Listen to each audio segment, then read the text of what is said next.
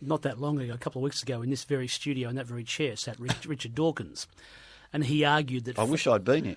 He argued that faith is essentially irrational because it's without evidence, and that any reasoned person needs to look at the evidence to reach any decision. So therefore, faith, you can't supply the DNA of God. You can't say, here's God's cellular structure, here's the proof, the hard evidence.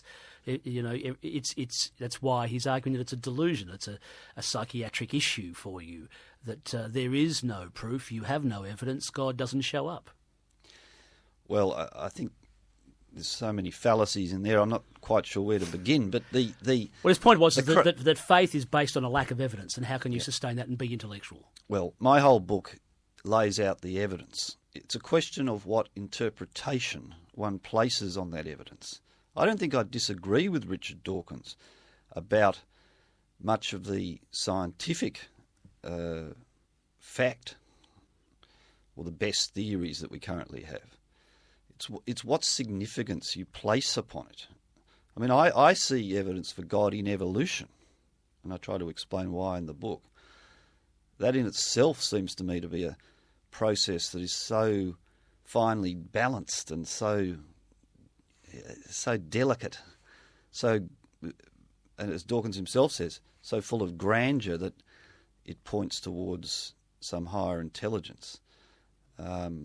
Although I think the arguments from cosmology are better, stronger.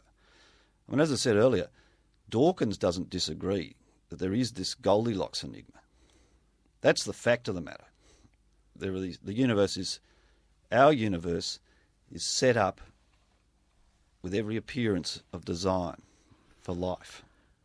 It's contingent, to use the word John Lennox, Oxford professor, uses.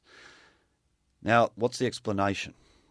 So Dawkins and I agree on that evidence. What explanation do you give? The traditional religious answer is that there has to be a first cause for everything, and that's God. Dawkins' answer, even though it's not his field of expertise scientifically, is the multiverse theory.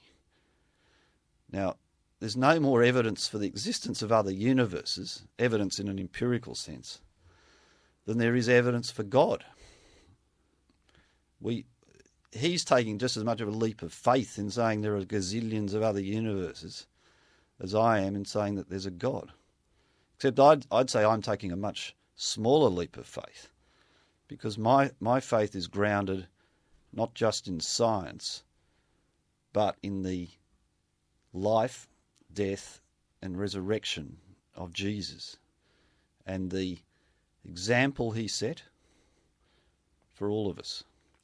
My guest is Roy Williams. He's the author of God, Actually. This is Up Close and Personal.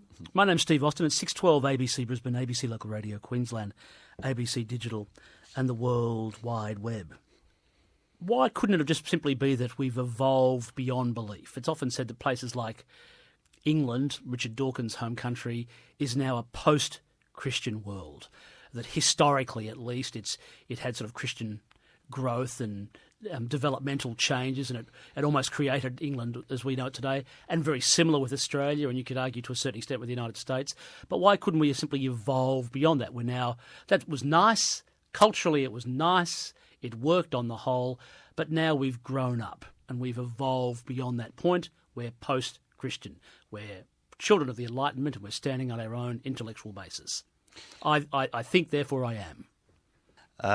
Well, that's a whole other line of inquiry as to what inferences we can draw from the fact we can think. But putting that aside... Well, I guess I'm trying to draw out... No. If England's post-Christian, why couldn't Australia be post-Christian? Well, we're probably as far down the track as England is. But I think there's a few issues mixed in here, Steve. I mean, the ultimate issue is what is true.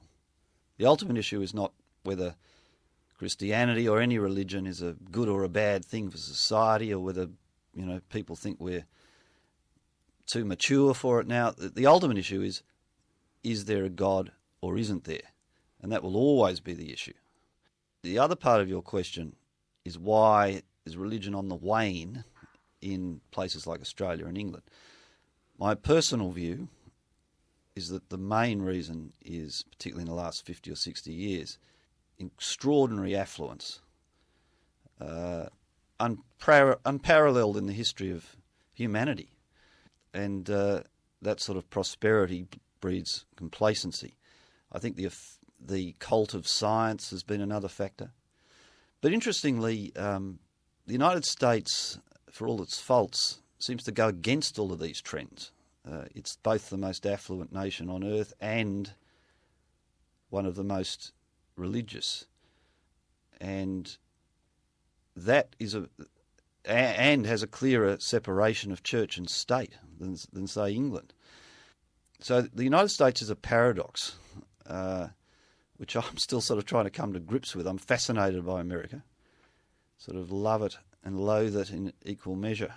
So it's perhaps a bit too simplistic to say sheer wealth in the West has been led to the downfall of religion.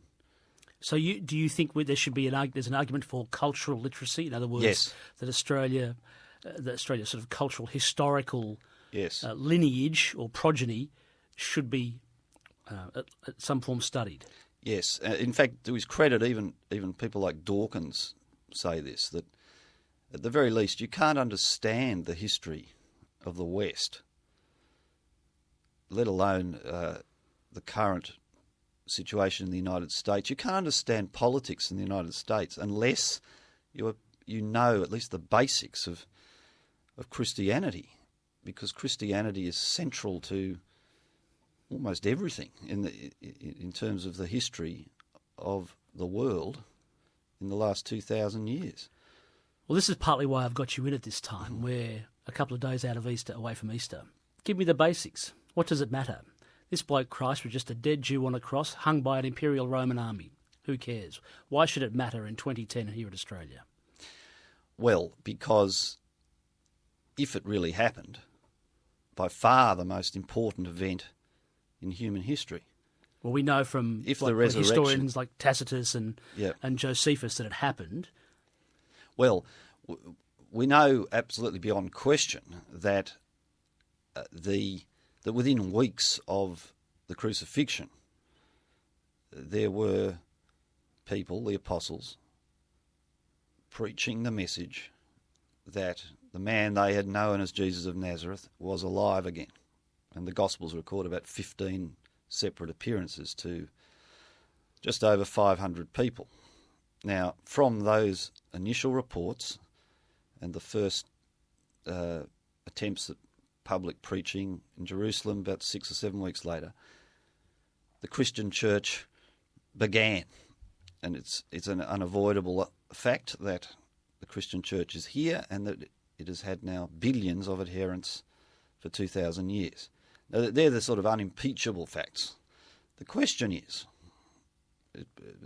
concerning the whole of the Christian religion, and this is St. Paul talking and others, if that event did not happen as reported, then the religion is worthless. It stands or falls on the divinity of Jesus. Now, the question everyone needs to ask themselves is, were the people who set up the church deluded, lying, part of some kind of weird conspiracy for motives that are utterly incomprehensible, if they were, because most of them died for their beliefs in the end, had absolutely nothing worldly to gain by preaching the message they did. I probably came to believe in God before I came to believe in the divinity of Jesus. For me, it happened that way around.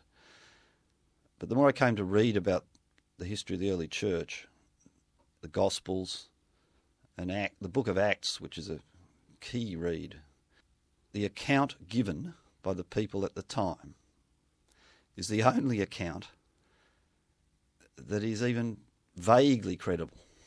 Just talking here on probabilities. All the other alternative theories of how the church got started are simply hopeless. So it's like the Sherlock Holmes aphorism, that once you've ruled out everything else, what remains, however unlikely it seems, has to be the truth. And that is my opinion as a lawyer of the evidence for Christianity. Roy Williams, thanks for coming in.